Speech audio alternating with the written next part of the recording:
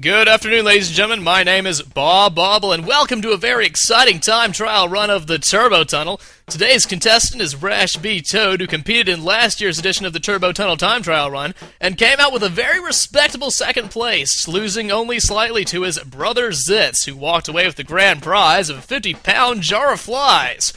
Rash, however, walked away with the consolation prize of $5,000, and he looks like he is about ready to get started. He's doing some stretches right now, but before we get started on the race itself, and while Rash is still getting ready, let's take a look at last year's clip showing Rash's performance and seeing what made him fall into the second place position. Here we see Rash descending from the long jump. He'd been doing very well here, and some great style points for that.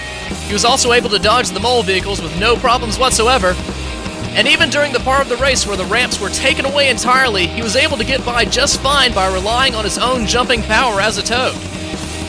Here we see him coming up on the last leg of the race now. Again, he was the top contender, all had been going well, but then all of a sudden, he was warped into another dimension, which did not look good for his overall score. Here we see when the refs were debating about it, deciding what call to make.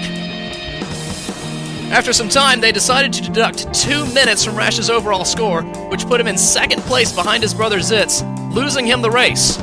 As for Rash himself, he wound up in the interdimensional warp, taking him to the Canoa Resort in the Galapagos Islands, which is not where you want to be during an important race. Wait, I'm getting something in my ear now. Yes, it looks like Rash is ready to go. Let's switch back live to the Turbo Tunnel and see how it goes. And here comes Rash now. He's hopped on his bike, and he is off. He has a very confident demeanor, he has a big smile on his face, and he is keeping his sunglasses, which, though some may consider it unwise because it impairs vision, Rash insists on wearing them all the time because they are stylish, and they represent who he is. As you can see in this year's race, we are using concrete slabs instead of fiberglass that we used in last year's obstacle course. These concrete slabs are brought to you by Lowe's, your source for appliances, tools, home decor, lighting, kitchen cabinets, ceramic tile, and kitchen design. Stop by your local branch of Lowe's today. They home deliver. Well, as you can see, Rash is very confident. He's doing very well. Absolutely no mix-ups at all so far. He's hitting the ramps portion of the course right now. He seems to be anticipating them very well. He sees them coming up ahead, and he appears to know what direction to go in. The concrete slabs are beginning to appear faster now, but they don't appear to be tripping Rash up at all. That smile will not go off his face. And now he's entering the third part of the race.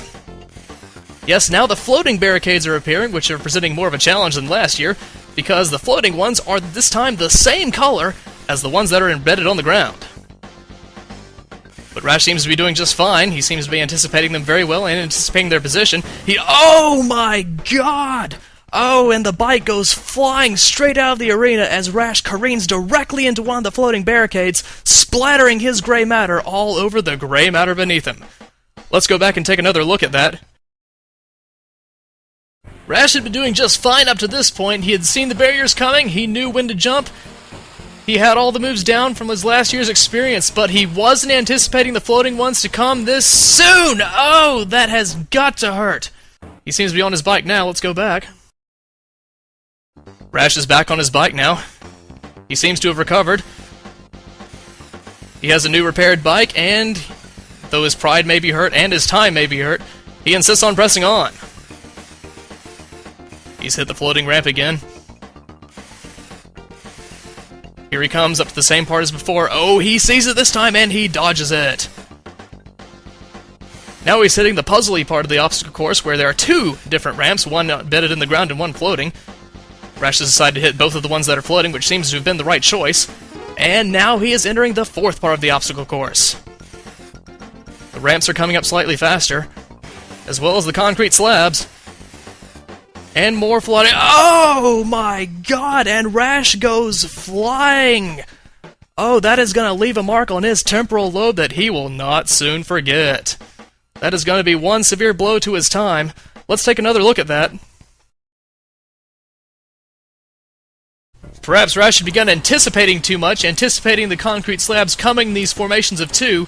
Perhaps he was anticipating something coming next, but he did not count on that block appearing right there. Oh, that has gotta hurt a lot. And he goes flying out of the arena. He seems to have recovered. Let's go back. And we're back. Rash had to get stitched up a little bit, but he seems to be fine. The smile on his face now appears to be more of a grim look of determination. Oh, and he falls into the pit but jumps right back out on what appears to be a pituitary gland. Hopefully that pituitary gland will also stimulate his growth as a racer.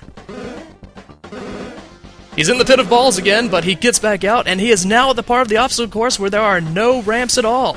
He has to depend on his own jumping power, which he did exceptionally well last year. Here we go, ladies and gentlemen, we are at the final leg of the race now. They're just coming at him left and right. Can he do it? Can he keep up the pace? He's going up and down and up and down. He seems to be making it. He seems to be having no problems. Oh, no! Rash takes a moment to breathe. He appears to be ready. He's going for it. He's going for it. He's not going to let that injury stop him. He is determined to finish this race. Come hell or high water. He's seeing them coming. He's moving. He's moving. Can he make it? And he makes it! He makes it to the end of the obstacle course. Let's see what our judges have to say.